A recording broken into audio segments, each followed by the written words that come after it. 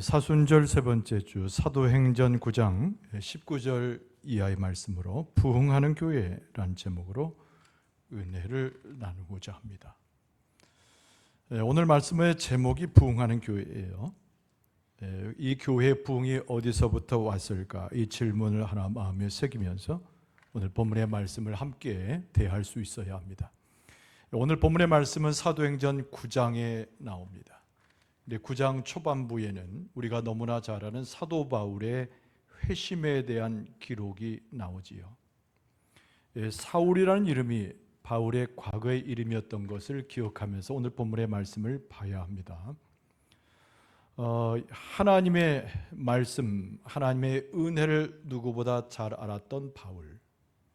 그렇지만 예수 그리스도를 영접하지 못함으로 그날도 다메섹으로 교회에 있는 자들을 참멸하기 위해서 올라가는 날이었습니다. 사도행전 9장 초반부에 이것을 증언하고 있거니와 하나님께서는 바울을 쓰시기 원하여 붙들어 주셨어요. 바울을 붙들어 주시면서 하나님께서 하신 일은 예수 그리스도를 그로 하여금 만나게 하신 것입니다. 하나님의 은혜를 통하여 예수 그리스도를 경험한 바울, 여러분 어떤 삶으로 바뀌어졌을까요? 그리스도에게 헌신하는 자, 회심과 더불어서 그의 삶은 전격적으로 변화되게 됩니다. 여러분 우리는 다 같은 기억을 가지고 있어요. 예수 그리스도를 통해서 회심했던 과거의 우리의 기억들입니다. 예수님을 만나는 것은 감동적이고 하나님의 은혜를 경험하는 것이지만 하나의 출발이지요. 우리의 삶 속에 변화가 나타나고 우리의 삶은 강하여지며 하나님의 역사 가운데 쓰임받는 자로 성장하게 되어 있습니다. 사도 바울은 하나님에 대해서 충실한 자였으나 예수 그리스도를 믿지 아니하는 사람이었습니다. 그러나 예수 그리스도를 만나고 난 다음에 바울은 예수님을 믿는 자가 되었습니다. 죽음의 문제, 범죄의 문제를 해결하지 못했던 사람이었습니다. 그러나 예수 그리스도를 만난 다음부터 죄사함의 은혜가 무엇인지를 깨닫게 된 사람, 그가 바로 바울이었습니다. 사탄의 자식이었습니다. 그러나 그리스도의 사람으로 하나님의 자녀로 복권되어졌습니다. 성령의 사람이 되었을 때 더 이상 자기는 정죄받을 수 없음을 깨달았습니다. 그리고 새로운 삶으로 복음 전도자로 주 앞에 선 사람, 그가 바로 사도 바울입니다. 여러분 매우 중요한 것은 바울의 회심, 바울이 그리스도를 만나서 삶의 변화를 일으킨 것은 오늘 말씀과 사도행전 전체가 비추고 있거니와 이것이 부흥하는 초대교회의 초석이 되었다고 하는 것을 잊지 말아야 합니다. 하나님께서는 우리 저마다에게 은혜를 주셨습니다. 아까 우리가 회고한 대로 우리는 예수님을 만나서 회심하고 변화된 사람이 되었습니다. 그러나 교회라고 하는 것은 하나님을 믿는 자들, 이 회심한 자들이 모여 있는 것만큼 우리 한 사람 한 사람이 하나님의 은혜 가운데 변화되고 예수 그리스도를 통하여 복음의 일꾼으로 세워질 때 그것이 또한 우리 교회의 부흥의 시작이 되는 것입니다. 사순절 이 아침에 축복의 말씀을 드리면 하나님께서 우리를 붙잡아 주셔서 그리스도를 알게 한 것처럼 우리가 심령으로 새로워지고 하나님의 은혜 가운데 충만해질 때 역시 우리 교회도 하나님의 은혜를 주셔서 부흥하는 교회로 하나님께서 붙들어 인도하실 줄로 믿습니다. 오늘 본문의 말씀에 나오는 사울이라 이름을 가졌던 바울은 어떻게 예수님을 만났는가?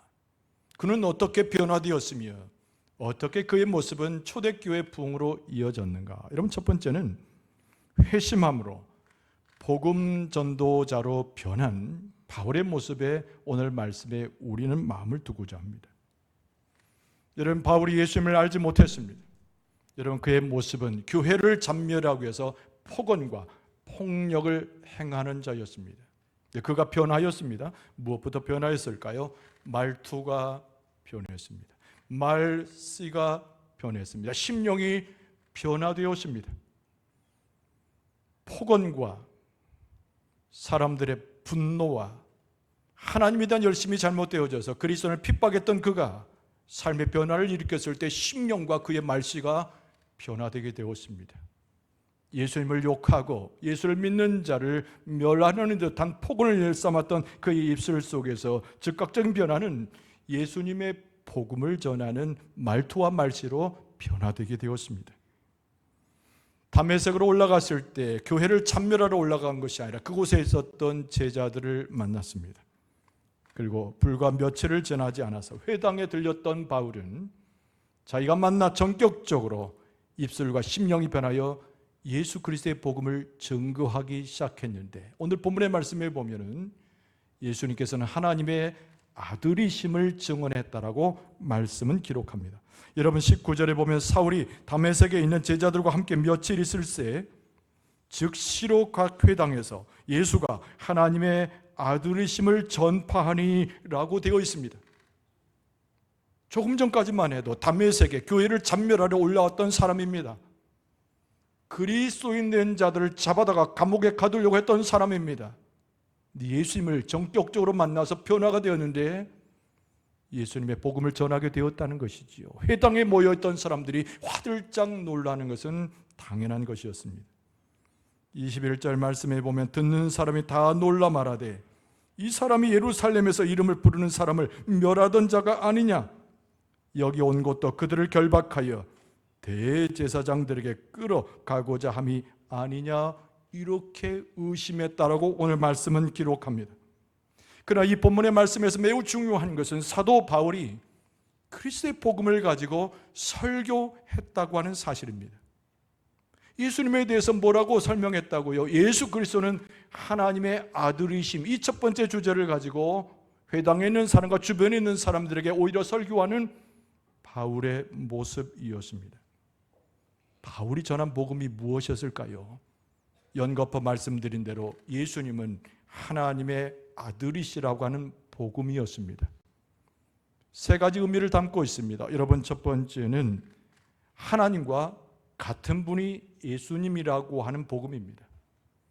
여러분, 생물학적으로 하나님의 자녀로서 예수님을 상상해 볼 수는 없습니다. 빌립보서에 말씀한 대로 예수님은 하나님의 본체이신데 예수님이 하나님의 아들이라고 하는 이 복음은 예수님이 곧 하나님이시라고 하는 말씀입니다. 두 번째 의미는 성육신하신 예수님에 대한 증거입니다. 하나님은 말씀으로 계셨습니다. 영으로 계셨는데 그 말씀이 육신을 입고 이 땅에 오셨습니다.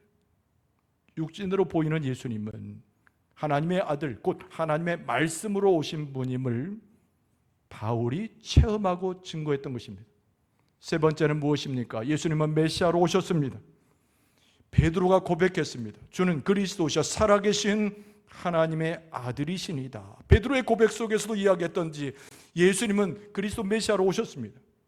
바울은 예수님을 만난 다음에 말씨가 변하고 심령이 변하고 그리고 예수님을 전하는 자가 되었는데 바로 그리스도로 오신, 구원주로 오신 예수님을 증거할 수 있게 된 것입니다.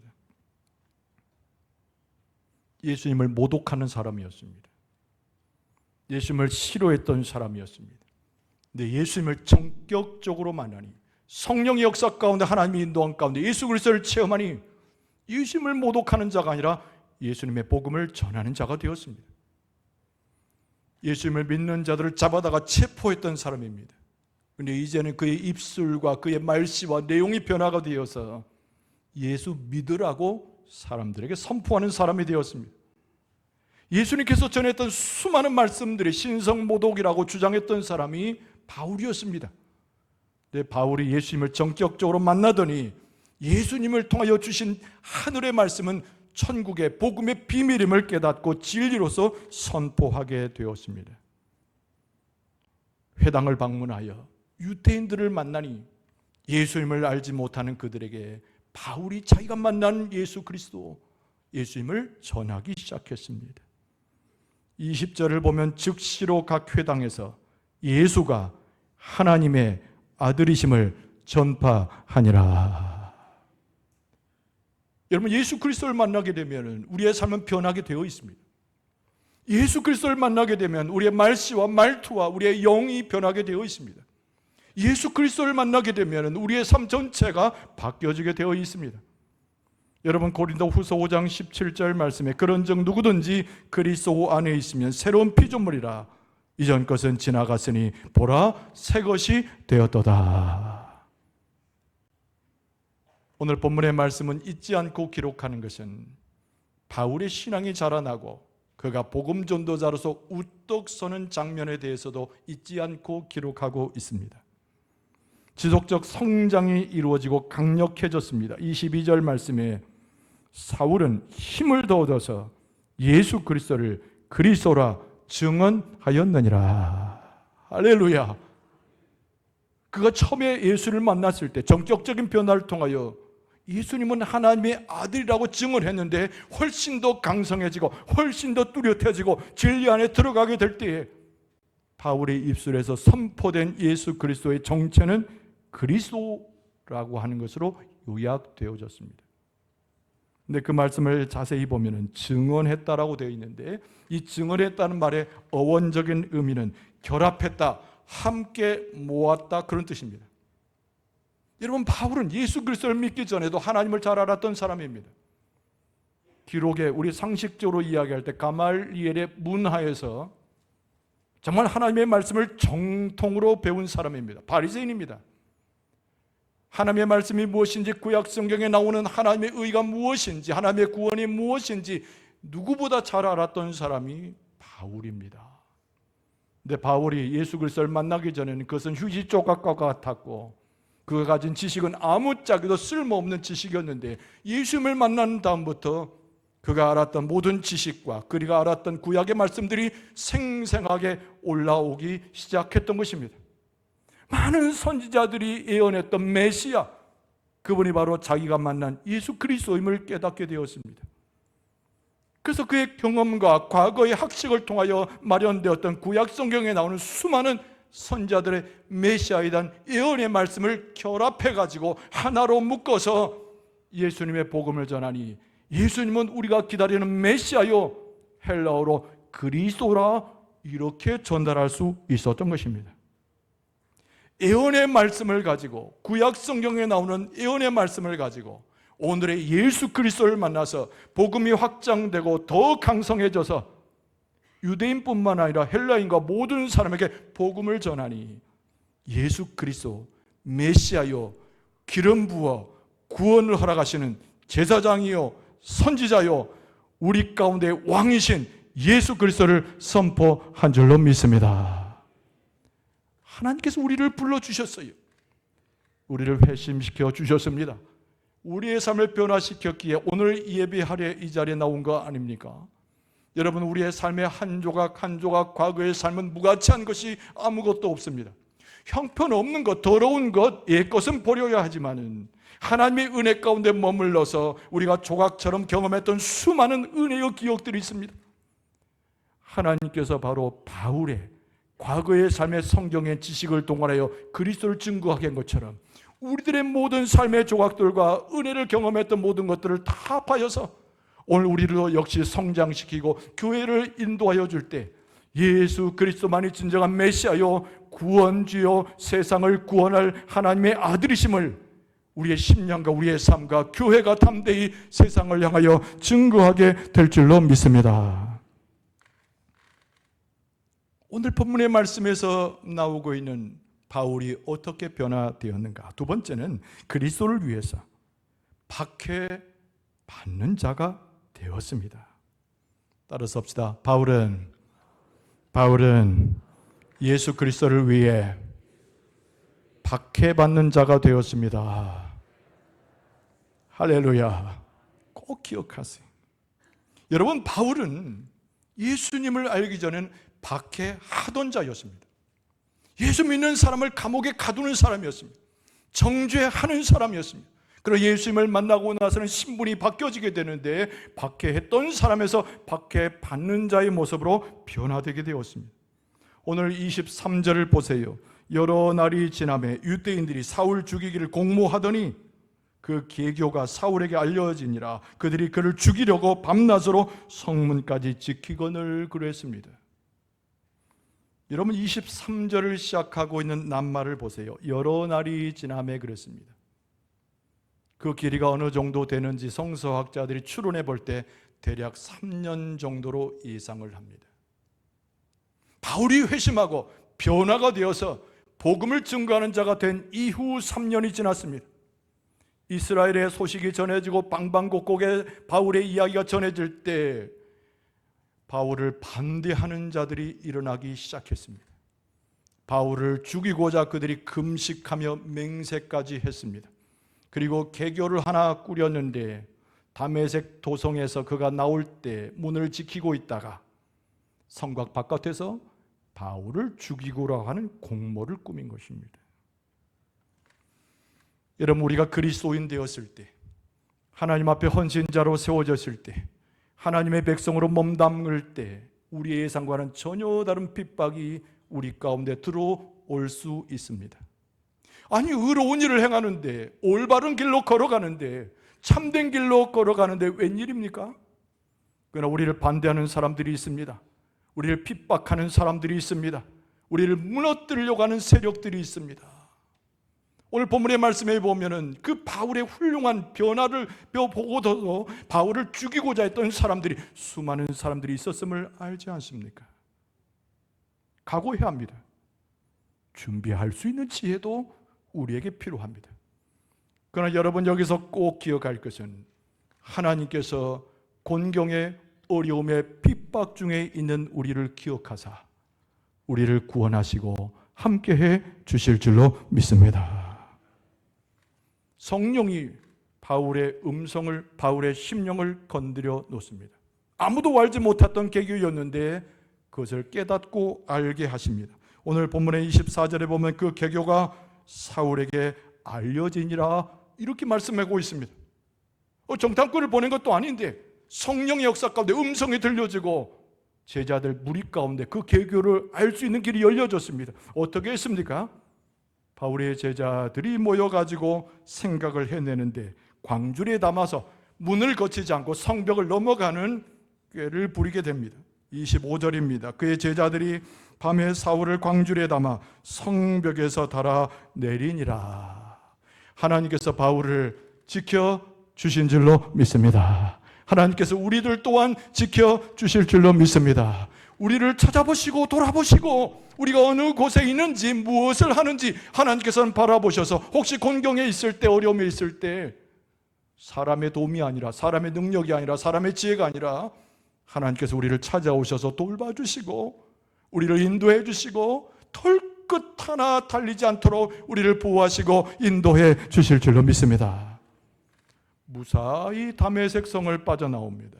오늘 본문의 말씀에 보면은 바울이 갔던 곳은 예루살렘입니다. 바울이 내려갔습니다. 예루살렘 성은 우리가 너무나 잘 아는 대로 마가다락방 이후에 크게 성령으로 교회가 세워진 장소여 제자와 수많은 백성들이 머무는 곳이었습니다. 여러분, 그리스도 앞에 나올 때 여러분, 두 가지의 큰 환영이 우리 가운데 있습니다. 바울에게도 두 가지의 환영의 과정이 있었습니다. 여러분, 첫 번째 환영은 예루살렘 성의 공동체에 들어갈 때의 환영입니다. 그러나 여러분, 대단한 박수 소리의 환영을 기대해서는 안 됩니다. 바울이 예루살렘 공동체에 들어갔는데 많은 사람들이 의심스러운 눈초리로 바울을 바라보았기 때문입니다. 저 사람은 얼마 전만 해도 그리스도인들을 묶어서 감옥에 넣었던 사람 아니냐. 바울이 저질렀던 이 해악을 다 기억하고 있는 사람들이었습니다. 바울과 가까이 하고 싶지 않았습니다. 바울을 멀리하고 싶었습니다. 저 사람이 예루살렘 공동체에 들어온 것은 우리를 잡아 묶어서 죽이고자 함이라고 오해를 했습니다. 26절을 보십시오. 사울이 예루살렘에 가서 제자들을 사귀고자 하나 다 두려워하여 그가 제자됨을 믿지 아니하니라 그랬어요. 환영받지 못했습니다. 그러나 다메섹 도성에서 바울을 도왔던 성령이 이제 바울과 함께하는 모습으로 역시 나타나는데 그를 도울 자 한 사람을 세워줍니다. 우리가 너무나 잘 아는 바나바라고 하는 인물입니다. 이 바나바라고 하는 인물이 드디어 바울 앞에 나타나서 바울을 소개하고 예루살렘 성으로 들어올 수 있도록 그를 안내해 줍니다. 성령의 사람이요, 하나님께서 보낸 사람임에 분명합니다. 여러분 27절을 보시면 바나바가 데리고 사도들에게 가서 그가 길에서 어떻게 주를 보았는지와 주께서 그에게 말씀하신 일과 다메섹에서 그가 어떻게 예수의 이름으로 담대히 말하였는지를 전하니라. 할렐루야. 성령께서 하시는 일인 줄로 믿습니다. 하나님께서 바울을 선택하셨기 때문에, 바울을 복음 전도자로 이미 예비하셨기 때문에 하나님께서 바나바를 바울에게 예루살렘 도성에 보내어 주신 줄로 믿습니다. 바나바는요, 그의 이름 자체가 격려의 사람 또는 위로의 사람이라고 해석될 수 있는 이름을 가진 자였습니다. 바울로 하여금 그 모든 행적과 예수님을 만났던 일을 대신해서 예루살렘 성에 소개한 인물이에요. 바울은 의심했지만 예루살렘 공동체는 바나바는 신뢰했습니다. 바울의 그 혁혁한 과거의 더러운 것과 추악한 것을 사람들이 기억을 했지만 바나바의 선행과 그의 복음 증거의 사역을 그 누구도 다 인정해 줬습니다. 그래서 바나바가 바울을 예루살렘 공동체에 소개할 때 많은 사람들이 의심과 그리고 격변의 눈초리를 감추고 있었다는 겁니다. 하나님께서도 우리와 똑같이 역사하셔요. 여러분, 우리 교회 공동체에 많은 사람들이 들어오기를 원하고 있습니다. 하나님께서 예비하고 계십니다. 바나바와 같이 어떤 사람이든 어떤 과거를 갖고 있든 어떤 추악한 삶을 그동안 살아왔든 간에 예수 그리스도를 만나서 우리 교회 공동체에 들어오면 두 팔을 벌려서 성령의 은혜 가운데 찬송하며 환영해야 될 줄로 믿습니다. 이것이 초대교회의 역사예요. 이것이 성령에 의해서 움직이는 교회예요. 이것이 성령께서 역사하시는 바나바와 같은 인물이요, 하나님께서 선택한 자의 길이라고 하는 것을 우리는 쉽게 알 수가 있습니다. 우리는 하나님을 한 아버지로 섬기지 않습니까? 예수 그리스도를 한 형제 삼지 않았습니까? 우리는 하나님 안에서 부르심을 받은 주의 백성으로 머물러 있지 않습니까?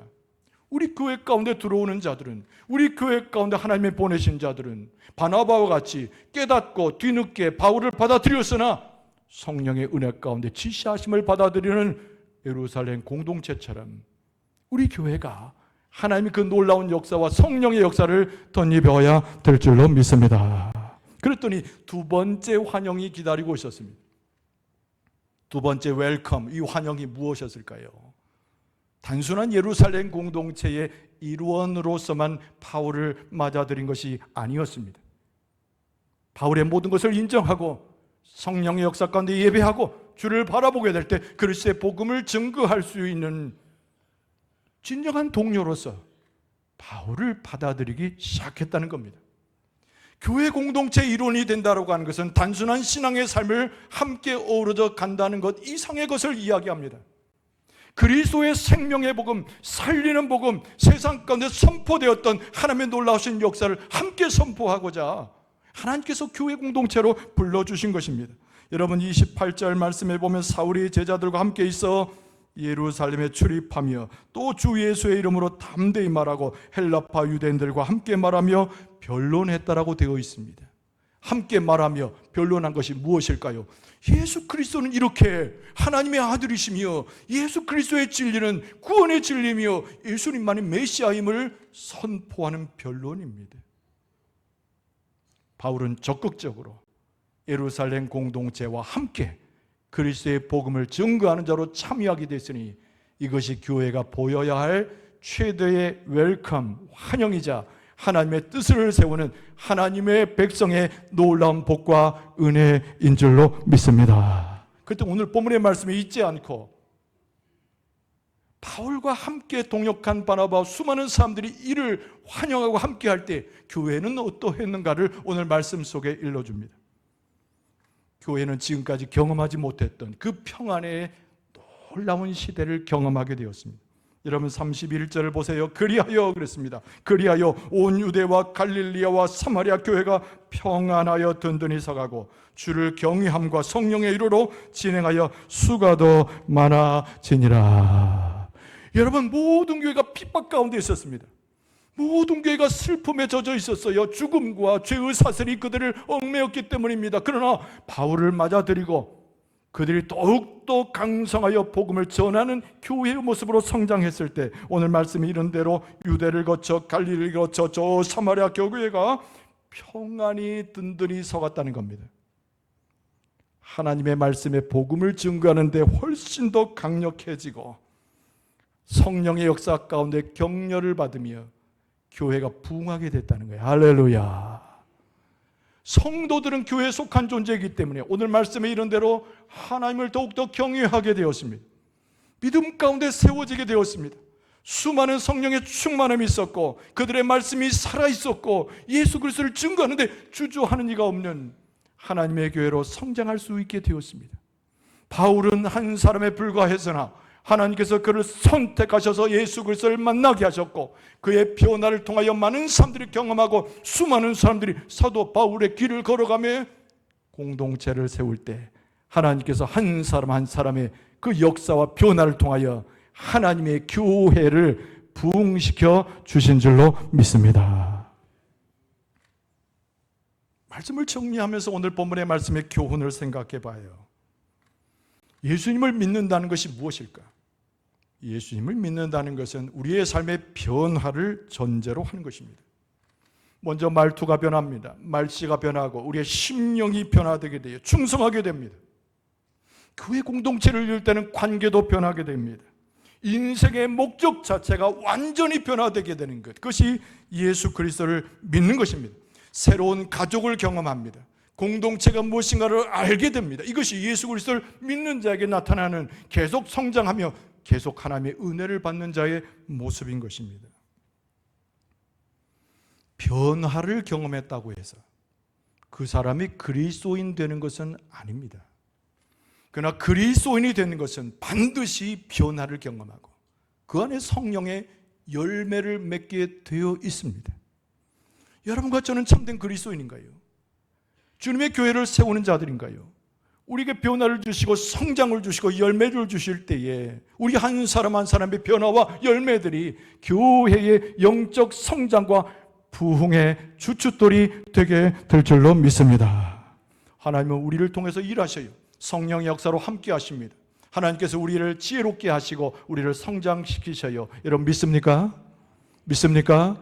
오늘 또 하나님께서 우리와 함께 하시면서 한 사람 한 가정 한 가정을 바울처럼 주님을 만나게 하고 이 사순절에 주님을 묵상하게 하고 주님을 경험하게 하고 우리 가운데 열매 맺기를 원하고 계십니다. 성령의 사람이 되시고 하나님의 말씀을 붙들고 변화되는 하나님의 백성이 다 될 수 있기를 바랍니다. 부흥하는 가정이 될 수 있기를 바랍니다. 부흥하는 교회가 될 수 있기를 바랍니다.